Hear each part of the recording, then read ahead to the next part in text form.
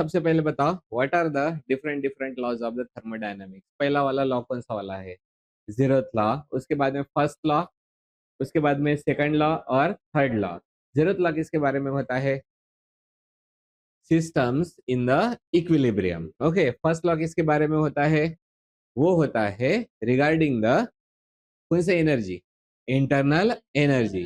Second law किसके बारे में होता है? Entropy of the isolated system. And उसके बाद में जो थर्ड वाला लॉ होता है that is regarding the entropy at the absolute zero temperature. तो हम लोग देखने वाले हैं इसको, इस लॉ को क्या बोलते हैं? Second law of the thermodynamics. ये जो सेकंड लॉ ऑफ थर्मोडायनामिक्स होता है इसके बेसिकली दो स्टेटमेंट होते हैं। इसमें का जो सबसे पहला वाला रहेगा उसको हम लोग बोलते हैं फर्स्ट फॉर्म, और ये फर्स्ट फॉर्म होता है उसी को हम लोग बोलते हैं इंजिन लॉ। और इंजिन लॉ के जो बाद में इसको जो दूसरा वाला नाम दिया जाता है that is called as the Kelvin Planck statement. So this is the Kelvin Planck statement, right. तो अब ये चीज क्या होती है वो हम लोग देखेंगे in the second law of thermodynamics में। सेकंड लॉ ऑफ थर्मोडायनामिक्स का पहला स्टेटमेंट है, मतलब इस लॉ को हम लोग दो टाइप से लिखेंगे। और दो टाइप से क्यों लिखते हैं? क्योंकि हमारे पास में दो इंस्ट्रूमेंट होते हैं। कौन से दो इंस्ट्रूमेंट है बताओ? एक इंस्ट्रूमेंट कहलाता है वो होता है heat engine, right. Heat engine में हो क्या रहा है एक बार अच्छे से बताओ। हीट इंजन ऐसा डिवाइस होता है जिसमें थर्मल एनर्जी जो होती है, मतलब हीट एनर्जी होगी, वो किस में कन्वर्ट होती है? मैकेनिकल एनर्जी में। तो उसमें होता क्या है बेसिकली, जो हीट होती है कौन सा वाला रिजर्वायर है? Hot reservoir. वहां से एनर्जी ट्रांसफर होते रहती है, मतलब एनर्जी का, हीट का क्या होता है? Flow, right. सो हीट कहाँ से कहाँ पे ट्रांसफर होती है? Hot reservoir to the cold reservoir. वो फ्लो होते रहता है, तब जाके क्या होता है? Work done. अगर फ्लो नहीं हुआ तो क्या नहीं होगा? वर्क डन नहीं होगा। मतलब बजरंगी भाईजान जैसा अगर हम लोगों ने साइलेंसर में क्या लगा के रख दिया, केला लगा दिया, तो फ्लो हो रहा है, होने वाला है क्या? नहीं। मतलब पूरा का पूरा किस में कन्वर्ट हो जाएगा? वर्क डन में। लेकिन क्या बोल के रखे वाला है? हमेशा क्या होना चाहिए? फ्लो होना चाहिए। तो पूरा का पूरा वर्क डन पॉसिबल होता है क्या? नहीं। और यही स्टेटमेंट रहेगा हमारा फर्स्ट वाला, जो स्टेटमेंट होता है वो वाला, राइट। इसलिए अब हम लोग जाएंगे टू द हीट इंजन का, के ऊपर से इसका लिखेंगे हम लोग स्टेटमेंट, राइट। और स्टेटमेंट क्या रहता है वो लिखने के पहले हम लोग क्या करते हैं, यहाँ पे दो डायग्राम ड्रॉ कर लेते हैं। पहला वाला कौन सा वाला रिजर्वायर है बताओ? ये वाला हमारा ऊपर वाला कौन सा रहेगा? एक हॉट रिजर्वायर, और दूसरा वाला रहेगा that is the cold reservoir. So I will write it down as a hot reservoir, this is the cold reservoir. यहाँ की हीट कितनी है? QH। यहाँ की हीट कितनी है? QC। हीट यहाँ से यहाँ तक ट्रांसफर होते रहती है। एंड ड्यूरिंग दिस प्रोसेस क्या होता है उसको हम लोग बोलते हैं वर्क डन, राइट। तो अगर मैंने यहाँ से इसको हटा दिया तो हम लोग इसको अच्छे से ड्रॉ कर सकते हैं। तो इधर से यहाँ पे इधर की तरफ कौन होता है? Work done. तो ये पॉसिबल है या फिर नहीं है? ये पॉसिबल है या फिर नहीं है? पॉसिबल है वर्क डन होना, क्योंकि क्या ट्रांसफर हो रहा है? Heat. So this condition is the possible condition, right. लेकिन अब अगर मैं दूसरी कंडीशन ड्रॉ करता हूँ, और दूसरी कंडीशन क्या बोल रही है? ये हमारा हो गया है, एक होता है hot reservoir, this one is the cold reservoir. और मैं क्या बोल रहा हूँ, ये जो हॉट रिजर्वायर से पूरी की पूरी हीट है कितना होता है? QH। इसको हम लोगों को कन्वर्ट करने का है किसमें? वर्क डन में। तो ये पॉसिबल है क्या? नहीं। तो कौन सा वाला पॉसिबल है? ये वाला पॉसिबल है, क्योंकि यहाँ पे कौन ट्रांसफर होता है? जो हो रहा है हीट फ्लो हो रहा है। यहाँ पे हीट फ्लो हो रहा है क्या हॉट से कोल्ड रिजर्वायर में?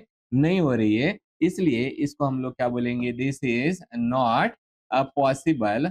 और नॉट पॉसिबल का मतलब ही होता है ये हमारा स्टेटमेंट लिखा जाएगा। और स्टेटमेंट हम लोग कैसे लिखेंगे बताओ? It is impossible to convert the all heat from the hot reservoir to the work, नहीं, hot reservoir to the work done without transfer of heat from the hot reservoir to the cold reservoir. Okay.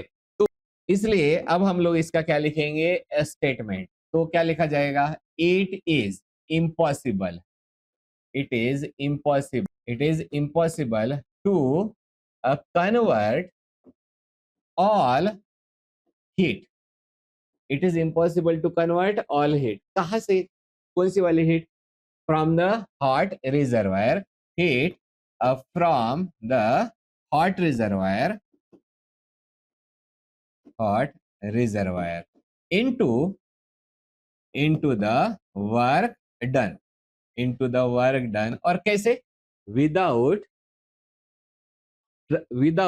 transferring some heat to the cold reservoir। okay, so लिख देते हैं, this is without transferring, some heat to the cold reservoir, right. तो अगर हम लोगों ने ये बोला कि ये पूरी की पूरी जो हीट है वो किस में कन्वर्ट हो गई है, वर्क डन में, तो इफिशियंसी जो होती है हीट इंजन की वो कितनी हो जाएगी, 100%। तो लेकिन वो क्या बोल रहा है, ये पॉसिबल है क्या, नहीं। इसलिए हम लोग इसका जो दूसरा स्टेटमेंट होता है वो दूसरा स्टेटमेंट क्या लिख देंगे, it is impossible to make the heat engine of the 100% efficiency। Okay, so अगर शॉर्टकट वाला स्टेटमेंट रहा तो क्या लिखेंगे, it is impossible, to make the heat engine of 100% efficiency। देख रहे हैं हमारा सेकंड लॉ ऑफ थर्मोडायनामिक्स, उसका हम लोगों ने क्या देखा, फर्स्ट स्टेटमेंट, राइट। तो हम लोगों ने एक चीज ऑब्जर्व की वाली है, अगर वर्क डन करना है तो हीट जो है वो हमेशा ट्रांसफर होती रहनी चाहिए। ट्रांसफर बोलने से बेटर वर्ड कौन सा वाला है, flow. There should be the flow of heat from the hot reservoir to the cold reservoir. During this process work done होता है, लेकिन अगर हीट ट्रांसफर नहीं हुई तो वर्क डन पॉसिबल है क्या, नहीं। इसलिए हम लोगों ने क्या लिखा, it is impossible to convert the all heat from hot reservoir into the work done without transferring some of heat to the cold reservoir. तो इसका मीनिंग क्या हो जाता है कि जो अगर ये पूरी की पूरी हीट किस पे चली गई, वर्क डन में, तो इफिशियंसी जो होती है वो कितनी हो जाएगी, 100%। लेकिन ऐसा होता है क्या, नहीं। इसलिए हम लोगों ने स्टेटमेंट क्या लिखा है, it is impossible to make the heat engine of the 100% efficiency, right। तो ये वाला होता है हमारा पहला वाला, which is called as the first form, right। दूसरा वाला जो सेकंड लॉ का फॉर्म रहेगा उसको हम लोग फर्स्ट फॉर्म के बाद में क्या बोलेंगे उसका, this is the second form. कौन सा वाला इंजन था, कौन सा लॉ कहलाता, इंजन लॉ। इसलिए इसको क्या बोलेंगे हम लोग, रेफ्रिजरेटर लॉ, नहीं। तो इसको हम लोग सिंपली लॉ लिख देते हैं, this is called as the Clausius statement, Clausius statement लिखेंगे। लेकिन ये भी जैसे वो हीट इंजन के लिए के फॉर्म में हम लोगों ने लिखा था, वैसे ये वाला हम लोग लिखेंगे इन the form of the refrigerator. Refrigerator में होता क्या है वो एक बार बताओ, दो कौन से रिजर्वायर है, एक होता है हमारा हॉट रिजर्वायर, ये वाला कोल्ड रिजर्वायर। यहाँ पे हीट कितनी है, QH, यहाँ पे हीट कितनी है, QC। अब हीट इंजन में हो क्या रहा था बताओ, हीट इंजन में क्या हो रहा था, हीट कहां से कहां पे ट्रांसफर हो रही थी, hot reservoir to the cold reservoir. Refrigerator में क्या होता है, हीट जो ट्रांसफर होती है वो कहां से कहां पे ट्रांसफर होती है, from the cold reservoir to the hot reservoir. लेकिन कैसे ट्रांसफर होती है, ये तो अगेंस्ट नेचर है ना, कोल्ड से तो हॉट में कभी ट्रांसफर होता नहीं है। उसके लिए क्या करना पड़ता है, वर्क डन अब ऑन द सिस्टम, मतलब ये क्या हो जाएगा, वर्क डन, तब जाके ये जो हीट है वो ट्रांसफर होगी। मतलब ये वाली कंडीशन कैसी है, पॉसिबल है। तो यहाँ पे हम लोग लिख देते हैं this is the possible condition. अब कौन सी कंडीशन पॉसिबल नहीं है वो भी हम लोगों को ड्रॉ करना पड़ेगा। और कौन सी कंडीशन पॉसिबल नहीं होती है, अगर ये कोल्ड से हॉट में ट्रांसफर करने का है और वर्क डन नहीं किया तो क्या हो जाएगा, हीट ट्रांसफर होगी क्या, नहीं होगी। इसलिए हम लोग इसको जोड़ देते हैं ऐसे, ये वाला होता है, this is the hot reservoir, this is the cold reservoir. और हीट को कहाँ से कहाँ पे ट्रांसफर कर रहे हैं, कोल्ड रिजर्वायर से हॉट रिजर्वायर में, विदाउट डूइंग एनी वर्क। तो यहाँ पे वर्क डन हो रहा है क्या, नहीं। तो ये पॉसिबल है क्या, नहीं। ये वाली कंडीशन कब होती है, जब इलेक्ट्रिसिटी चली जाती है और फ्रिज बंद गिर जाता है, तो वो हीट को कोल्ड रिजर्वायर से हॉट रिजर्वायर में भेज पाता है क्या, नहीं ना। तो इस कंडीशन को हम लोग क्या बोलेंगे, this is not possible, right. Not possible अगर बोल दिया तो हम लोग इसका जो स्टेटमेंट है वो स्टेटमेंट क्या लिख पाएंगे, बताओ। इट इज इम्पॉसिबल टू, कौन सी चीज इम्पॉसिबल है बताओ, ट्रांसफर द हीट फ्रॉम, कहां से कहां पे ट्रांसफर करना है, cold reservoir to the hot reservoir. Okay, तो हम लोग इसका स्टेटमेंट लिखेंगे, it is impossible, impossible to flow, flow the heat from the cold reservoir, cold reservoir, reservoir to the hot reservoir, hot reservoir without doing any work. Okay, without doing any work. और without doing any work का सीधा सीधा मतलब क्या होता है कि अगर हमारा रेफ्रिजरेटर चलता किस पे, इलेक्ट्रिसिटी पे ना, मतलब लाइट गई वाली है, तो अब ये जो हीट है वो ट्रांसफर हो पाएगी क्या, कोल्ड से हॉट में, नहीं। तो इसलिए ये होता है हमारा second statement of the second law of thermodynamics. अब हम लोग जाएंगे नेक्स्ट कॉन्सेप्ट पे, जिसको हम लोग बोलते हैं कार्नोट इंजन। हम लोगों ने क्या देखा था बताओ, कौन सा इंजन देखा था, हीट इंजन। हीट इंजन किसको किस में कन्वर्ट करता है, हीट एनर्जी और द थर्मल एनर्जी को किस में कन्वर्ट करता है, मैकेनिकल एनर्जी में कन्वर्ट करता है, उसको क्या बोलेंगे, हीट इंजन। हीट इंजन की हम लोगों ने क्या देखी थी, इफिशियंसी, कितनी इफिशियंसी होती है, वो डिपेंडेंट रहता है कितना इंजन रहेगा। लेकिन कितनी इफिशियंसी नहीं हो सकती, 100% इफिशियंसी नहीं हो सकती। तो अगर हम लोगों ने आइडियल कंडीशंस दिए, तो हम लोग आइडियल कंडीशन में एक आधा ऐसा इंजन बना सकते हैं जिसकी इफिशियंसी 100% तो नहीं रहेगी, लेकिन कितनी रहेगी, मैक्सिमम इफिशियंसी रहेगी। वो वाला इंजन जो थेरेटिकली बने वाला है, और वो बनाया था कार्नोट ने। इसलिए हम लोग अभी डिस्कस करेंगे regarding the Carnot engine, right. So Carnot engine क्या बोला मैंने अभी अभी, वो बताओ सबसे पहले। इंजन की इफिशियंसी 100% हो सकती है क्या, नहीं, as per the second law of thermodynamics. तो हम लोगों को क्या चाहिए, मैक्सिमम फ्यूल को वर्क डन में कन्वर्ट करने वाला इंजन चाहिए। मतलब ऐसा इंजन चाहिए जिसकी इफिशियंसी मैक्सिमम हो, और वो बनाया किसने, कैनॉट नहीं है, वो क्या है, वो कार्नोट। ओके, तो कार्नोट ने एक ऐसा इंजन बनाया जिसकी इफिशियंसी होती है मैक्सिमम, लेकिन वो इंजन जो उन्होंने बनाया वो इंजन होता है थेरेटिकल। थेरेटिकल का मतलब उन्होंने क्या बनाया, थेरेटिकल मॉडल बनाया, जिसमें सारी कंडीशंस कैसे रखी, आइडियल रखी, और उसके ऊपर से फिर उन्होंने एक थेरेटिकल इंजन बनाया जिसकी इफिशियंसी कैसी रहेगी, मैक्सिमम। और उस इंजन को क्या नाम दिया वाला है, कार्नोट इंजन। तो एक बार बताओ, what is Carnot engine, it is the theoretical engine of the maximum efficiency, right?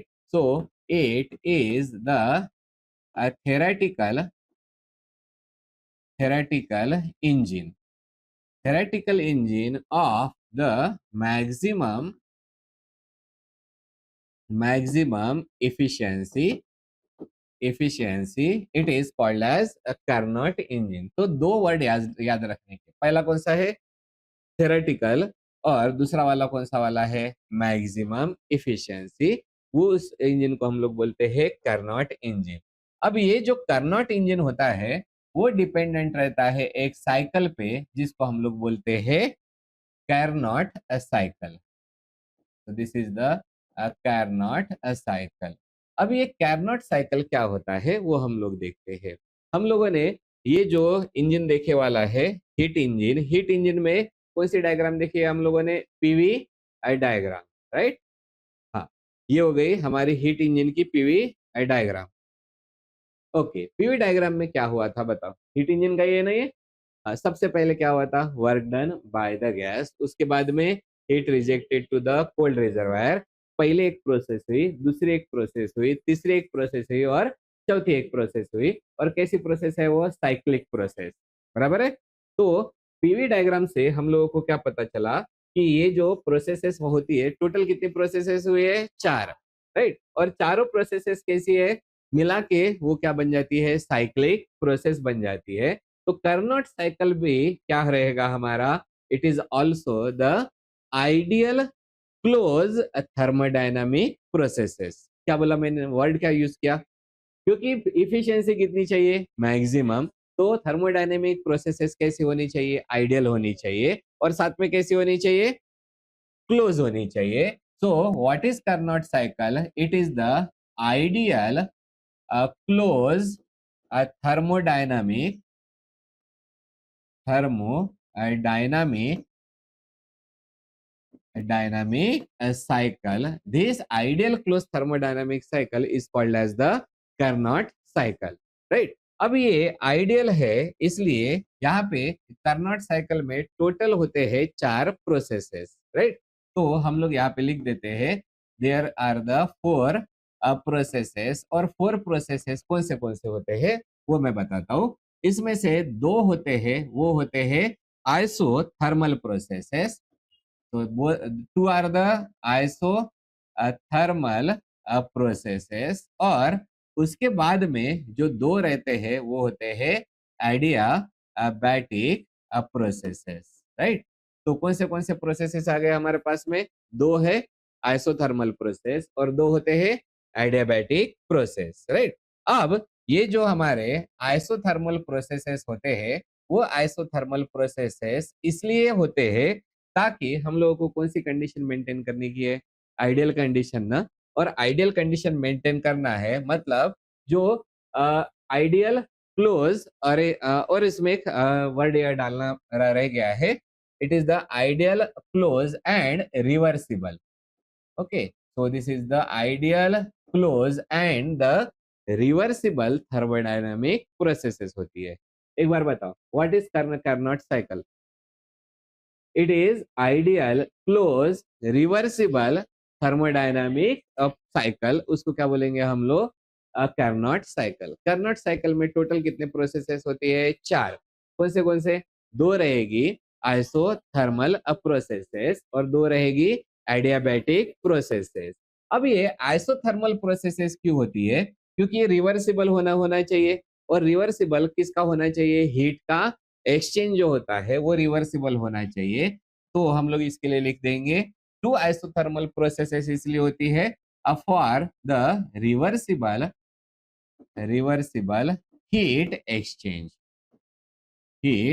Exchange इसके लिए होता है हमारा दो आइसोथर्मल प्रोसेसेस। और दूसरी 2 कौन सी प्रोसेसेस है, एडियाबैटिक प्रोसेसेस। एडियाबैटिक प्रोसेसेस होती है, this is for the reversible work done, right. तो वर्क डन रिवर्सिबल होना रहना चाहिए, इसलिए कौन सा प्रोसेसेस आ जाएंगे, एडियाबैटिक प्रोसेस। और हीट एक्सचेंज रिवर्सिबल होना चाहिए, उसके लिए कौन सा रहेगा, आइसोथर्मल प्रोसेस। तो हम लोग इसका अभी क्या बनाएंगे, साइकिल बनाएंगे। साइकिल बनाएंगे मतलब क्या बनाएंगे, उसका ग्राफ। और वो ग्राफ कौन सा कहलाता है, that is the PV diagram. Okay, तो इसी को हम लोग क्या बोलते हैं, this is the Carnot cycle. Carnot cycle निकालना है मतलब हम लोग क्या निकालेंगे, now we will go for the PV diagram.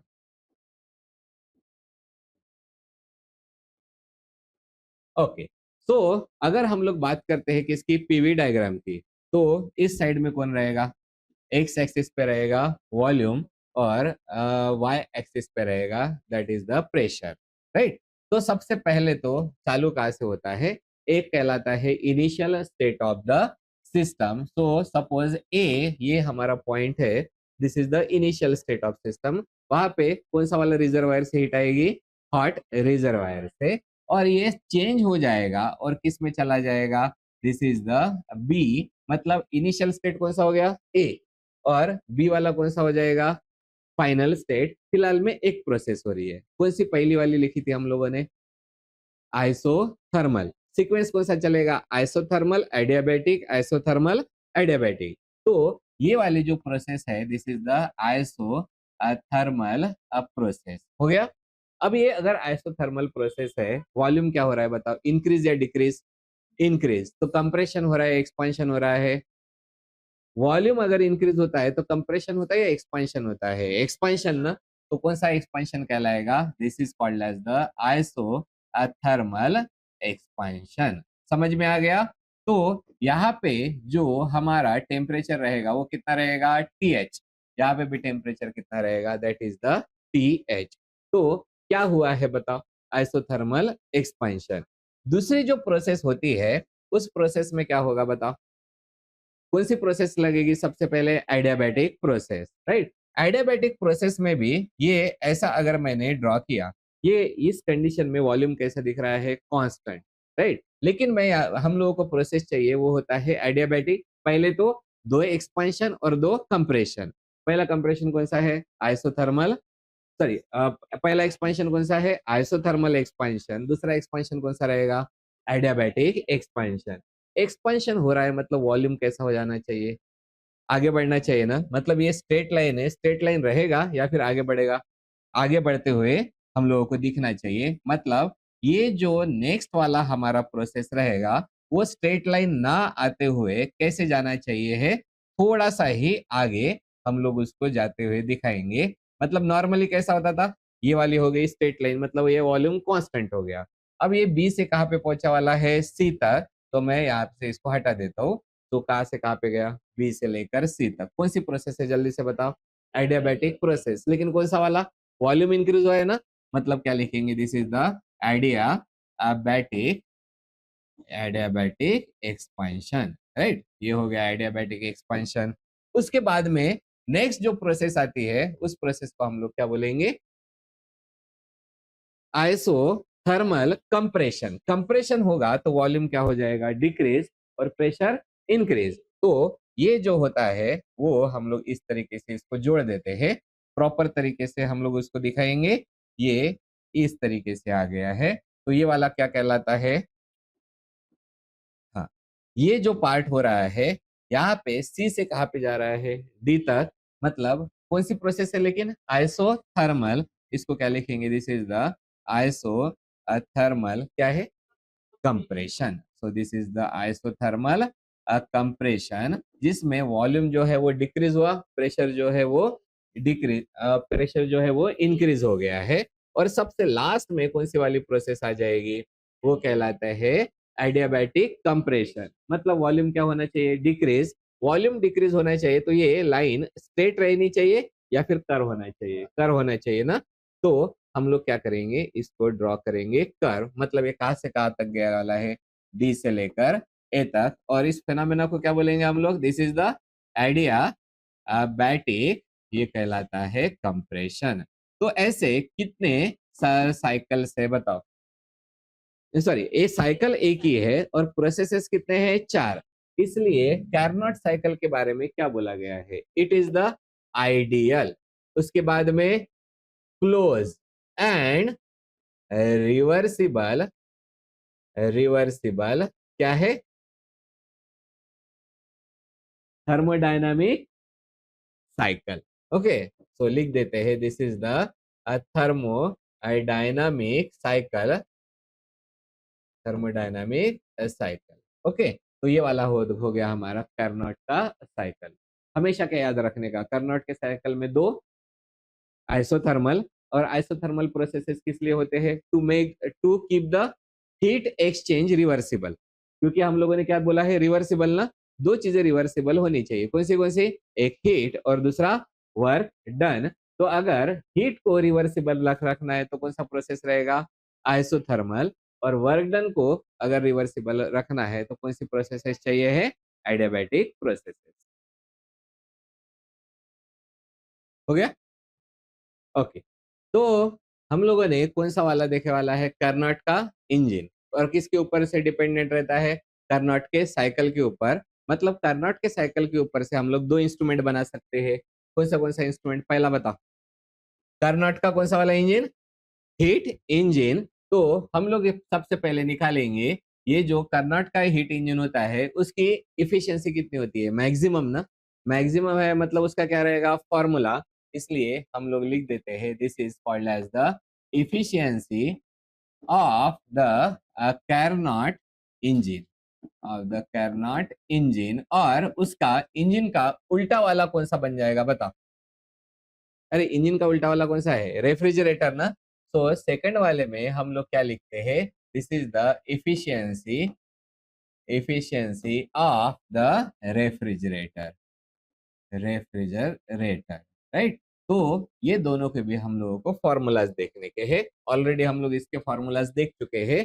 तो ये जो इफिशियंसी होती है that is denoted by symbol eta, and इसका फॉर्मूला क्या होता है? तो टोटल हीट कितनी मिली वाली है QH, उसमें से वर्क डन कितना हुआ, that is the efficiency. Work done को कैसे लिखते हैं? QH minus the QC upon the QH, this is the efficiency. इसका दूसरा फॉर्म कैसे रहेगा? Eta is equal to 1 minus QC upon the QH, या फिर अगर टेम्परेचर के फॉर्म में लिखेंगे तो यही क्या बन जाएगा? 1 minus TC upon the TH। तो ये हो गए हैं different different formulas for the efficiency of the Carnot engine.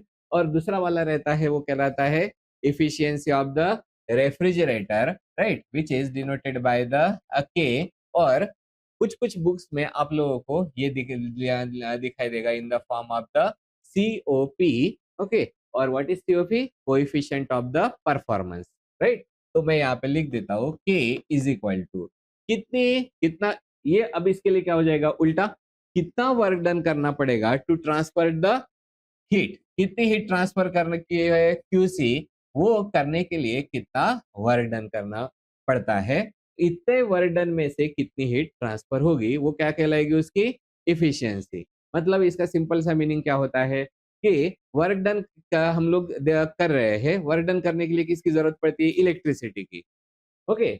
और ये QC बाद में ट्रांसफर हो गया, जितना QC ट्रांसफर हुआ उतना वो क्या कहलाएगा?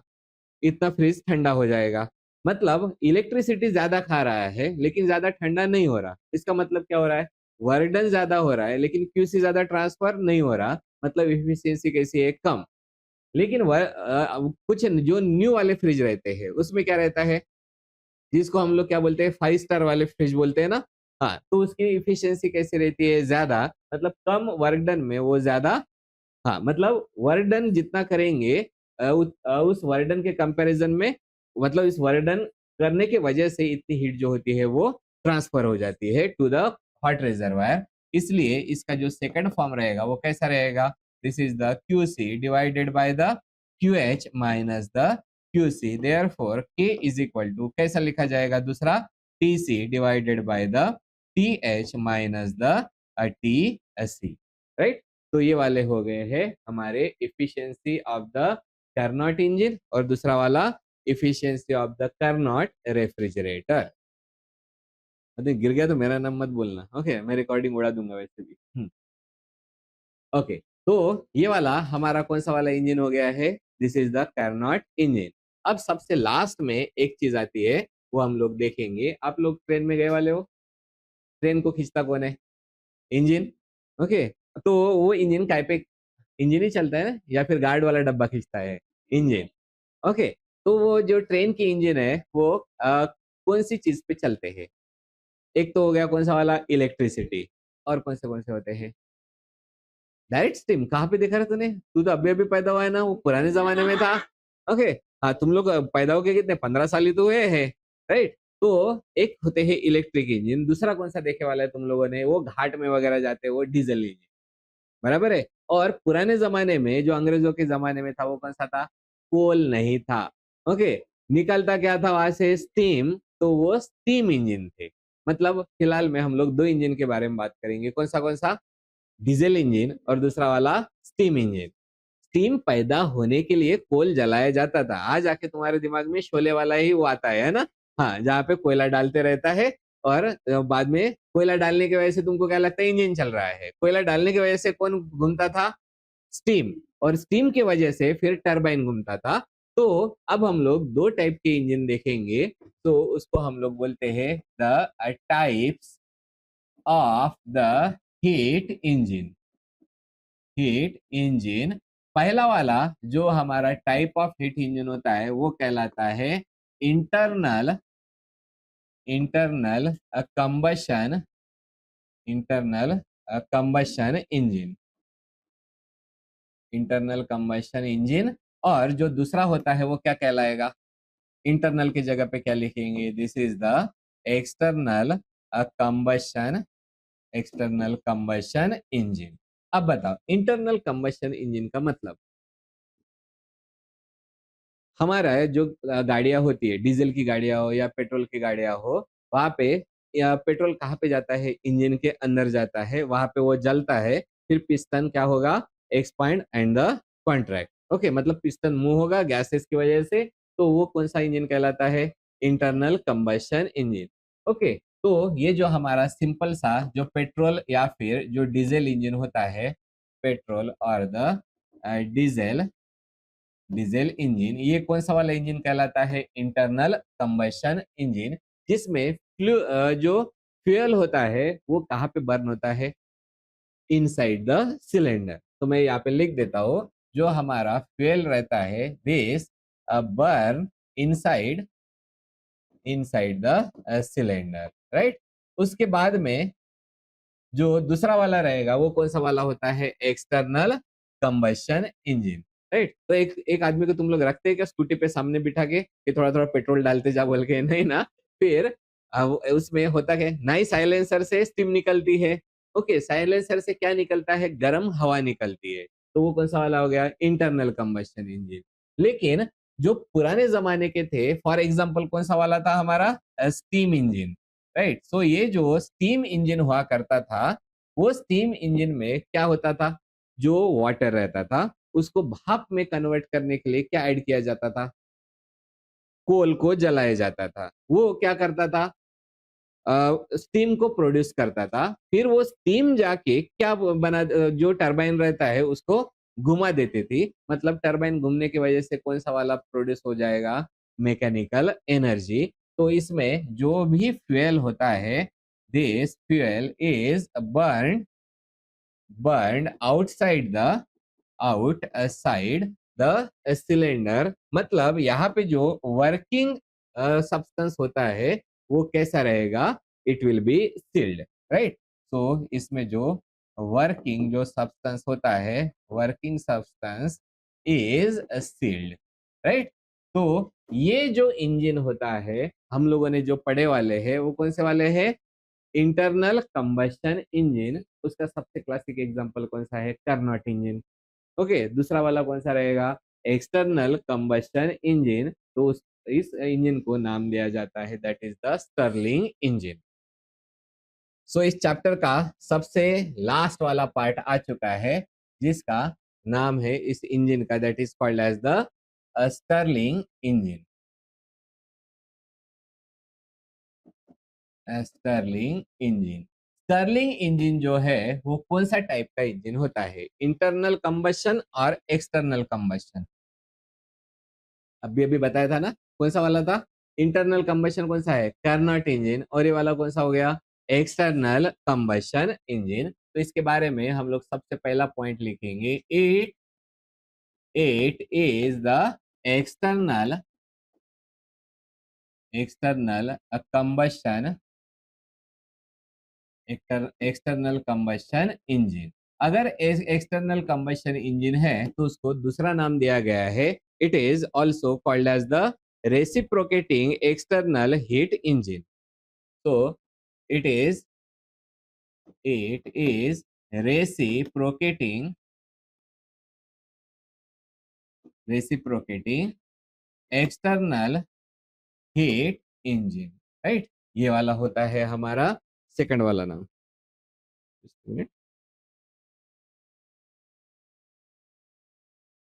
ओके, अब यहाँ पे बताओ जो फ्यूल रहेगा वो कहाँ पे बर्न होगा?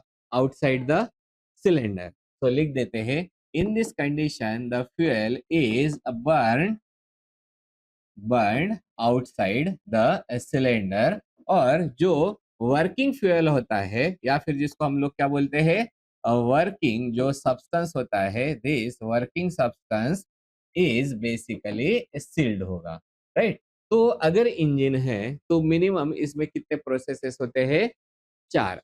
ओके, तो ये भी जो हमारा स्टर्लिंग का इंजन होता है, इसका भी हम लोग देखेंगे। This is called as the PV diagram या फिर स्टर्लिंग का साइकिल। अब इसमें दो चार प्रोसेसेस है। पहले कार्नोट साइकिल में कितने प्रोसेसेस थे बताओ, 2 आइसोथर्मल प्रोसेसेस, राइट। तो यहाँ पे भी रहेंगे 2 आइसोथर्मल प्रोसेसेस। और कार्नोट में दो एक्स्ट्रा के कौन से थे, एडियाबैटिक प्रोसेस। तो एडियाबैटिक की जगह पे यहाँ पे दो रहेंगे आइसो कोरिक प्रोसेस, राइट। तो यहाँ पे पीवी डायग्राम में कार्नोट में पहला कौन सा था, आइसोथर्मल, आइसोथर्मल एक्सपेंशन। दूसरा बाद में एडियाबैटिक, उसके बाद में आइसोथर्मल अगेन एडियाबैटिक। तो यहाँ पे कौन सा वाला रहेगा, आइसोथर्मल, आइसोकोरिक, उसके बाद में आइसोथर्मल और उसके बाद में अगेन आइसोकोरिक। तो आप लोगों को अभी ये समझ में आ चुका है, तो इसको हम लोग अभी ड्रॉ कर देते हैं। तो ये जो है वो कहलाएगी हमारी पीवी डायग्राम। तो एक्स एक्सिस पे आ जाएगा वॉल्यूम और वाई एक्सिस पे रहेगा प्रेशर, राइट। तो ये ड्रॉ करने के लिए सबसे पहले कहाँ से कहाँ पे चलेंगे बताओ, इनिशियल स्टेट ए से कहाँ तक चला जाएगा, बी तक, राइट। कौन सी वाली प्रोसेस हो जाएगी, this is the iso thermal process. कौन सी चीज हो रही है, एक्सपेंशन, बराबर है। हाँ, तो उसको हम लोग क्या बोलेंगे, आइसोथर्मल एक्सपेंशन, वो लिख देते हैं, दिस इज द एक्सपेंशन। उसके बाद में कौन सी प्रोसेस आती है बताओ, आइसोकोरिक। आइसोकोरिक का मतलब क्या होता है, वॉल्यूम इज कांस्टेंट। अगर वॉल्यूम कांस्टेंट होता है तो ये वाली जो लाइन है कैसे रहेगी, स्ट्रेट, राइट। तो यहाँ पे जो टेम्परेचर है वो कौन सा रहेगा, TH। यहाँ पे भी कौन सा रहेगा, TH। तो यहाँ से TH से कहाँ पे आ जाएगा, TC में। तो ये कन्वर्ट हो जाएगा इनटू द TC। कौन सी प्रोसेस होती है, this is the isochoric process. अगर ये TH से TC में चला गया मतलब यहाँ पे हीट क्या हो गई है, लॉस होती है। तो यहाँ पे हीट क्या हो गई है, लॉस।